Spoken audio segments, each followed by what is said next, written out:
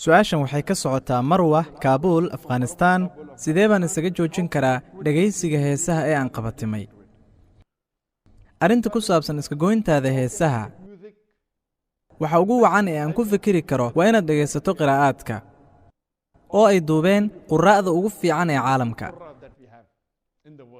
Markaad akhrinayso Qur'aanka, raaxada gudaha ah ee aad dareemayso iyo degganaanta iyo xasiloonida waxay in badan ka wanaagsan tahay dhagaysiga aad dhagaysanayso muusig weliba nuucuu raba ha noqdo muusigaasi. haddii aad dhagaysato qur-aanka uu duubay Sheekh Sacuud Shuraym oo kale, ama qur-aanka uu duubay Sheekh Cabdiraxmaan Sudays ama Sheekh Cafaasi, waa qiraa'ooyin aad u qurux badan, waa qurraa aad u fara badan.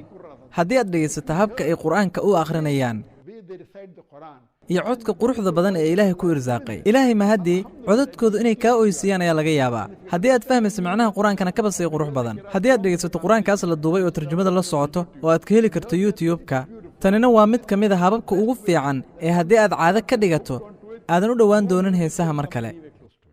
arrinta labaad ee aan doonayay inaan kuu sheego waxay tahay, waxaad dhagaysan kartaa nashiidooyinka kuwa islaamiga ah oo ay qaadeen munshidiinta islaamiga ah, kuwaasi oo aynu ku jirin wax miyuusiga sida Axmed Bukhaadir. waxaa kaloo jira dad qaada nashiidooyin aan muusig ku jirin. maasha Allah, waa erayo islaami ah oo Allah kuu dhowaynaya, kaamana fogaynayaan. haddaba haddii aad dhegaysato nashiidooyinkaas islaamiga ah oo ay qaadeen munshidiinta caanka ah, insha Allah waxay beddel kaaga noqon doontaa heesaha. marka la eega heesahana, culummada intooda badan waxa ay qabaan in dhegaysiga heesaha iyo dhammaan aaladaha miyuusiguba ay yihiin xaaraan. rasuulkeena Moxamed sallallahu calayhi wasallamna wuxuu yidhi, aakhiru zamaanka, yacni markuu soo dhowaado dhammaadka caalamka, dadku waxay bannaysan doonaan qamrada, qamaarka iyo heesaha.